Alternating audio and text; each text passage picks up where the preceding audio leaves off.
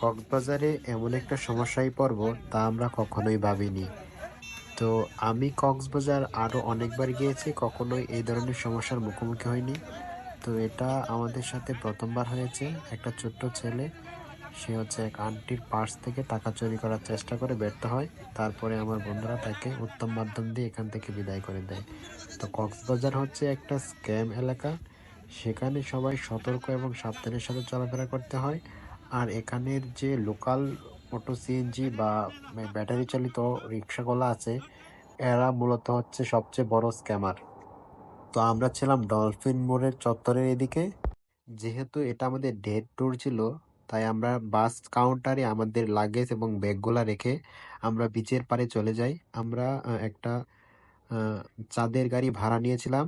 আমাদেরকে ইনানি বিচ পর্যন্ত নিয়েছিল ৳৭,৫০০। তারপরে আমরা সেখানে আমাদের যেতে প্রায় অনেক সময় লাগে। একটা ব্রিজ হচ্ছিল, সেই ব্রিজে অনেক সরু ছিল।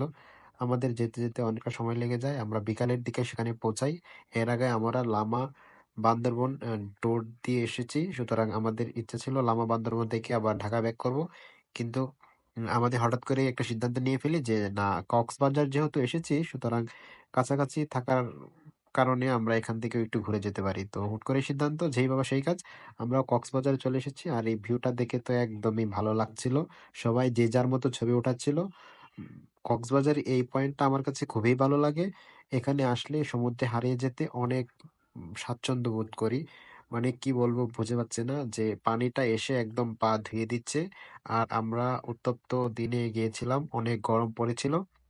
এই গরমের মধ্যে ঠান্ডা শীতল স্নিগ্ধ বাতাসে একদম সকালের প্রাণ যেন একদম জুড়িয়ে যাচ্ছিল। তারপরে আমরা চা খেয়ে বাস কাউন্টারের সামনে আবার চলে আসি। চা সবাইকে দেওয়ার পরে আমরা খেয়ে নেই। খাওয়ার পরে এখানে আবার দেখি মারামারি। মানে কক্সবাজার এটা হবেই। একটু পরে মারামারি আর ছিনতাই।